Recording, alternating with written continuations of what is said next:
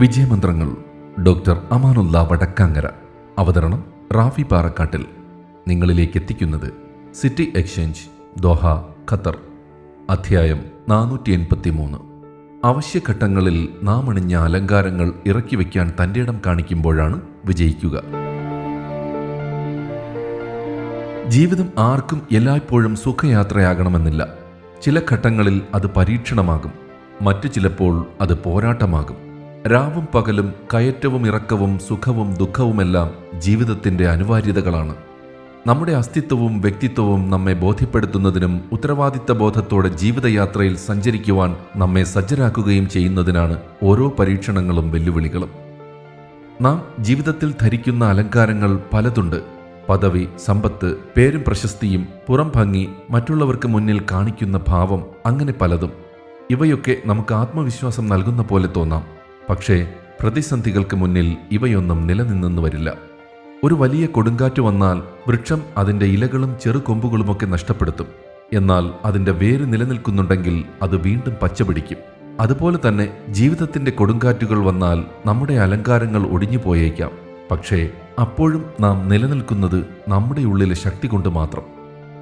പ്രതിസന്ധികൾ വന്നാൽ പുറമേയുള്ളതിനെ പിടിച്ചു നിൽക്കരുത്, അകത്തെ ശക്തിയെ ഉണർത്തുക. നഷ്ടപ്പെടുന്നതിനെക്കുറിച്ച് കരയരുത്, നിൽക്കുന്നതിനെ വിലമതിക്കുക. ഓർക്കുക, അലങ്കാരങ്ങൾ നമ്മെ മനോഹരമാക്കും, പക്ഷേ പ്രതിസന്ധികൾ നമ്മെ ശക്തമാക്കും. അതിനാൽ പ്രതിസന്ധി വന്നാൽ ഒരിക്കലും ഭയപ്പെടരുത്. അത് നമ്മെ തളർത്താനല്ല, വളർത്താനാണെന്ന് നാം തിരിച്ചറിയണം. സുഹൃത്ത് PT യൂനുസ് സാമൂഹ്യ മാധ്യമങ്ങളിൽ പങ്കുവെച്ച ഒരു കഥ ഇങ്ങനെയാണ്. മധ്യേഷ്യയിൽ പ്രചാരത്തിലുള്ള ഒരു നാടോടി കഥയാണിത്. സ്ഥലകാലങ്ങൾക്കതീതമായ ദാർശനിക ചിന്തകളെ അതിലളിതമായി അവതരിപ്പിക്കുവാൻ കഥകൾക്ക് അപാരമായ കഴിവുണ്ട്. അനന്തമായ വ്യാഖ്യാന സാധ്യതകളുള്ളതും പുതിയ പുതിയ ബോധ്യങ്ങളെ അടരുകളായി വെളിപ്പെടുത്താൻ ശേഷിയുള്ളതുമാണ് ദാർശനിക കഥകൾ. നല്ല കഥകളിലെ ഓരോ വാക്യത്തിലും, ഓരോ കഥാസന്ദർഭത്തിലും, കഥാപാത്രങ്ങളുടെ മനോവ്യാപാരങ്ങളിലും ആഴത്തിലുള്ള ആശയങ്ങൾ ഒളിഞ്ഞിരിപ്പുണ്ടാകും. ആവർത്തനങ്ങളിൽ അത് കൂടുതൽ കൂടുതൽ തെളിഞ്ഞു വരും. നമ്മുടെ ചിന്തകളെ സ്വതന്ത്രമായി തുറന്നുവിടണം എന്ന് മാത്രം. കഥ ഇങ്ങനെ: ഒരു മഞ്ഞുമലയിൽ നിന്ന് നേർത്ത നീരൊഴുക്കുകൾ ജന്മമെടുക്കുന്നു. പതിയെ പതിയെ അവ ഒന്നു ചേർന്ന് അരുവിയായി മലഞ്ചെരുവിലൂടെ താഴ്വരയിലേക്ക് ഒഴുകുന്നു.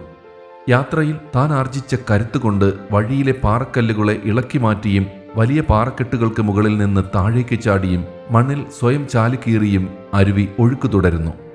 തൻ്റെ അരികിലെത്തുന്ന നാനാതരം ജീവജാലങ്ങൾക്കും സസ്യലതാദികൾക്കും ജീവജലം പകർന്നു നൽകി സന്തോഷത്തോടെ കളകളാരവം മുഴക്കി അരുവി യാത്ര തുടർന്നു.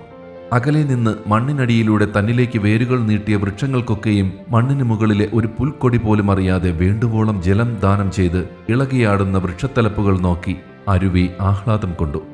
തൻ്റെ ജലത്തിൽ ശ്വസിച്ചു നീന്തുന്ന മത്സ്യങ്ങളുടെ കുസൃതികളും വെള്ളം കുടിക്കാനെത്തുന്ന മനുഷ്യരുടെയും കാലികളുടെയും കിളികളുടെയും സന്തോഷത്തിലും സംതൃപ്തിയിലും അത് പുളകം കൊണ്ടു. വിസ്തൃതമായ പുൽത്തകടിയുടെ ജീവനാഡിയായി വളഞ്ഞു പുളഞ്ഞ് അത് മുന്നോട്ടൊഴുകി. അരുവിക്കരയിൽ തമ്പുകെട്ടി തങ്ങിയ നാടോടികൾ അരുവിയുടെ മനോഹാരിതയെ വാഴ്ത്തിപ്പാടി. നദിക്കരയിൽ കുട്ടികൾ ഓടിക്കളിച്ചു. സൂഫികൾ ധ്യാന നിമഗ്നരായി പാട്ടുകൾ പാടി. ഒക്കെയും ആഘോഷമാക്കി അരുവി യാത്ര തുടർന്നു.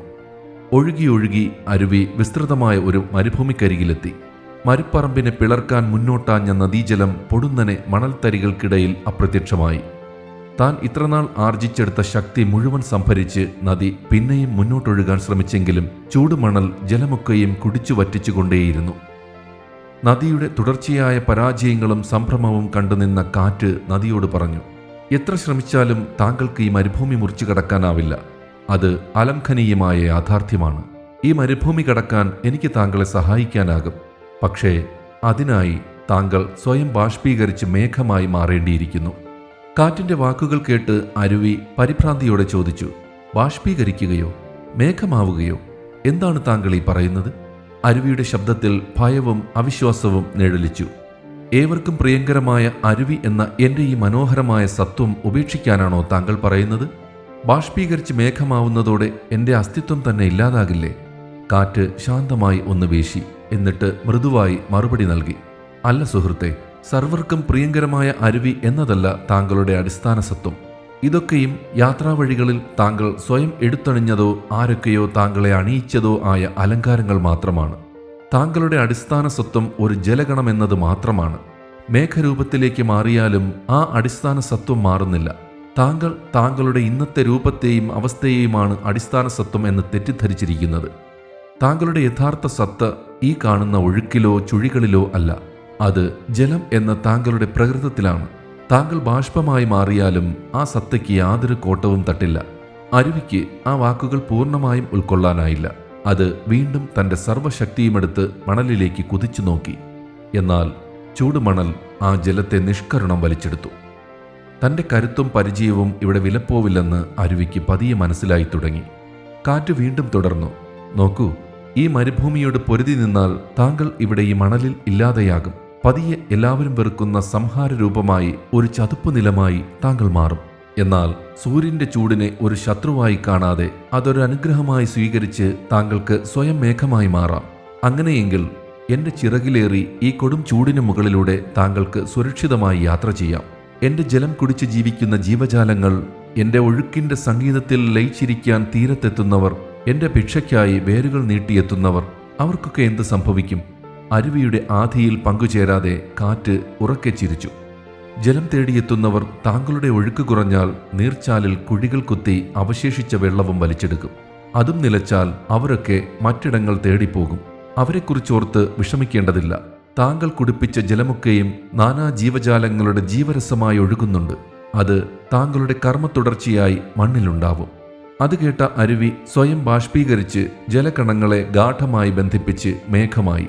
കാറ്റിന്റെ ചിറകിലേറി മരുഭൂമി മുറിച്ചു കടന്ന് മറ്റൊരു മലമുകളിൽ മഴയായി പെയ്തിറങ്ങി. നീർച്ചാലുകളായി, അരുവിയായി വീണ്ടും ഒഴുകിത്തുടങ്ങി. ഓർക്കുക, അലംഘനീയമായ പ്രതിസന്ധികളെ തരണം ചെയ്യുമ്പോൾ നാം അണിഞ്ഞ അലങ്കാരങ്ങൾ പലതും അഴിച്ചുവെക്കേണ്ടതായി വരാം. പക്ഷേ കാലത്തിന്റെ ചുവരെഴുത്തുകൾ ക്രിയാത്മകമായി വായിച്ചെടുക്കാനും സർഗാത്മകമായ നിലപാടുകൾ എടുക്കാനും തൻ്റെ ഇടം കാണിക്കുമ്പോഴാണ് നാം വിജയിക്കുന്നത്. വിജയമന്ത്രങ്ങൾ സംബന്ധിച്ച നിങ്ങളുടെ വിലയേറിയ അഭിപ്രായങ്ങളും നിർദ്ദേശങ്ങളും 00974552625 എന്ന വാട്സപ്പ് നമ്പറിലോ ceomedia+@gmail.com എന്ന ഇമെയിൽ വിലാസത്തിലോ അറിയിച്ചാൽ സന്തോഷമാകും. ഏവർക്കും ശാന്തിയും സമാധാനവും വിജയാശംസകളും നേർന്നുകൊണ്ട് ഞാൻ റാഫി പാറക്കാട്ടിൽ താൽക്കാലികമായി വിടവാങ്ങുന്നു. പുതിയ ഒരു എപ്പിസോഡുമായി അടുത്ത ദിവസം കേട്ടുമുട്ടാം.